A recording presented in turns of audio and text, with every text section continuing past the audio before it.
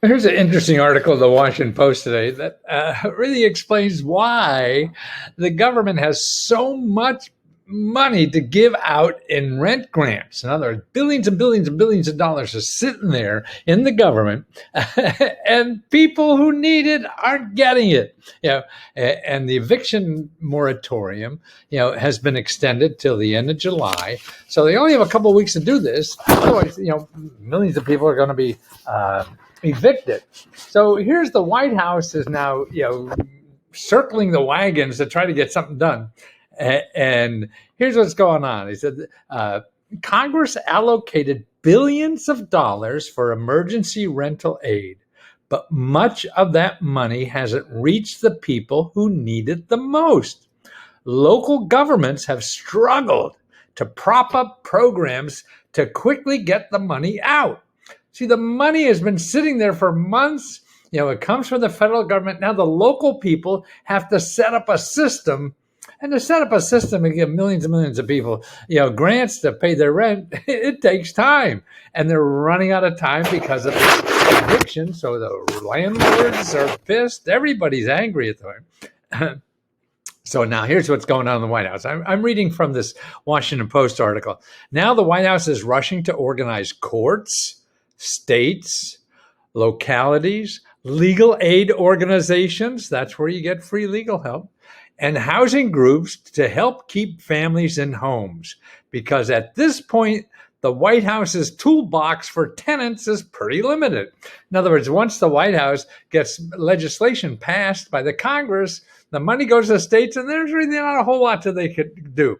Okay, so last week, the White House and the Treasury Department announced initiatives to quicken the dispersal of rental relief and streamline the application process. Still, the administration knows that the eviction crisis can be avoided only with the cooperation of local authorities and courts, and is calling for an all hands on deck effort. So they see this, they know that you're out there, can't pay the rent, 6 months of rent. The landlord wants to throw you in jail or throw you out of the building or whatever. And on Wednesday's White House meeting, Gene Sperling, who is overseeing the rescue plan, said the administration is asking everyone to respond with speed and force because there's no alternative. Well, we have substantial funds through the American Rescue Plan. See, now this is the White House guy said there's lots of money there.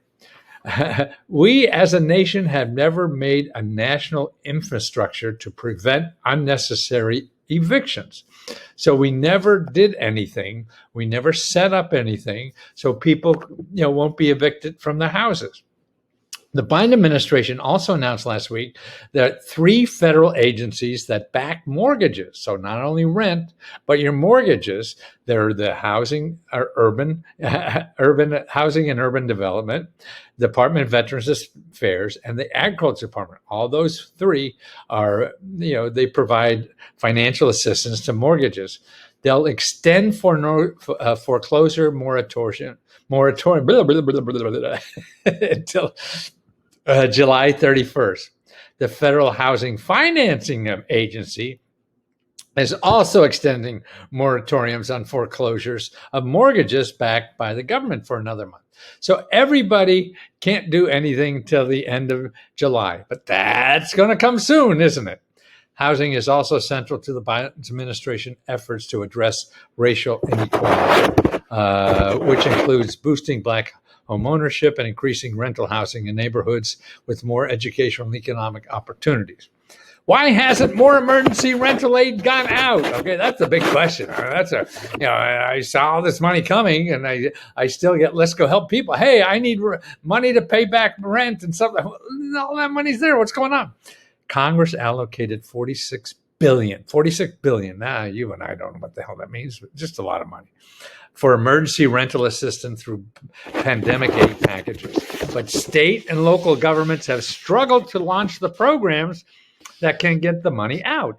Even though the CDC's moratorium now lasts till July 31st, many are concerned that a 1-month extension will be just a blip in time.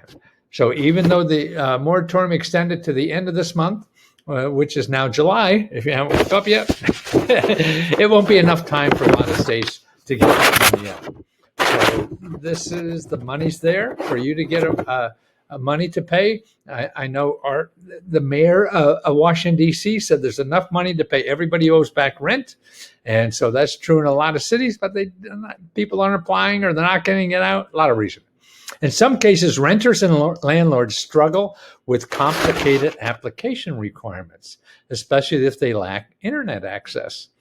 For months, housing organizations have been inundated with desperate calls from renters fearing they'll soon be evicted, and from landlords frustrated that they cannot pay their bills for lack of rental income.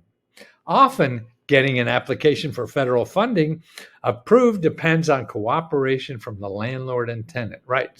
These programs sometimes require two to tango, but many of those relationships have kind of come under strain. Right. So the guy who's going to get the ultimate, or woman or whatever, the landlord is going to get the money. Sometimes they give the money directly to the landlord, but if the landlord doesn't sign the papers, apparently there's a lot of, it may differ in different places. They'll give it directly to the tenant and then they'll give it to the landlord. What needs to happen to get emergency relief out? ? The president and chief executive of National Low Income Housing Coalition, National Low Income Housing Coalition, great nonprofit, they keep track of a lot of this stuff, pointed to 3 factors that could significantly help the low-income people at greatest risk for eviction. See, that's the lower the income, the more likely they're going to be evicted, the more this money is for them, and the more they have available, but we're not making a match here. Applications should be simple. Aid should go directly to tenants if landlords don't participate in the application. Whenever possible, people should be able to look to self-attestation, meaning documents can be verified by applicants themselves. In other words, where they say, oh, you need a pay stub or some bullshit like that they want. And what they're saying is that, no, we can't do all that. That's not going to happen fast enough. And they should just get the person who's asking for the money, yes, I do this, and you attest to it. Yeah, I say this is true. Part of the goal in Wednesday's meeting was to highlight the ways the legal system can help prevent evictions as well. States and localities will all handle eviction cases somewhat differently, but experts say that one of the best approaches is to intervene early, such as after a landlord has delivered a notice to the tenant, but before the eviction case is filed in court. So you get a notice with the tenant from your landlord to be evicted. That's when you start getting help. And you want to contact justshelter.org and get free legal help there. They're free, dozens of free legal counsel in every state. You can look up and call them. I've used them myself, called a dozen of them, terrific people.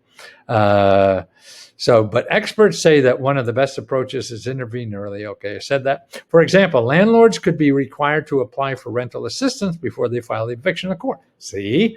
In other words, if they're evicting you, there's a lot of jurisdictions that the landlord has to apply for the grant, so you won't be evicted. See? So there's money for them. So it's a two thing. It's the tenant and the landlord could take action. Courts could also slow track eviction cases to give more time for rental relief to get out. Hey, that's another option. So that's why the White House is trying to bang on all these local courts and lawyers and everything about using these other ways. Money approved by Congress for emergency rental assistance can also be used to support eviction diversion programs as opposed to going directly to landlords. So that means that the local communities can set up eviction programs, diversion programs, to keep landlords happy until the money comes out. While we have substantial funds throughout the American Rescue Plan, we as a nation have never, I read that more. Okay, sorry.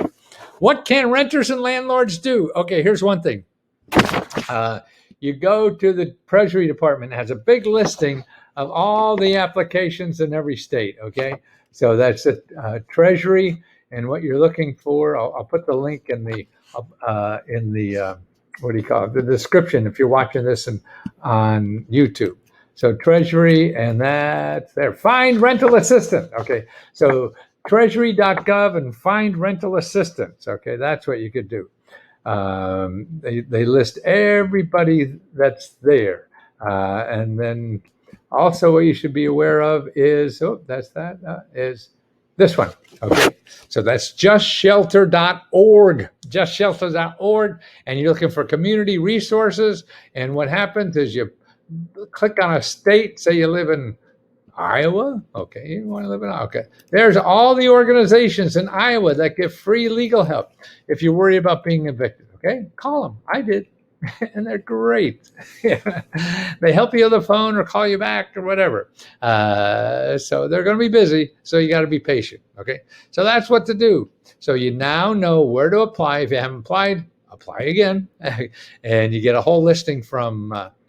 Find rental assistance at treasury.gov, and the links to both these places, everything will be in the description if you're watching this on YouTube. Okay, good luck to you.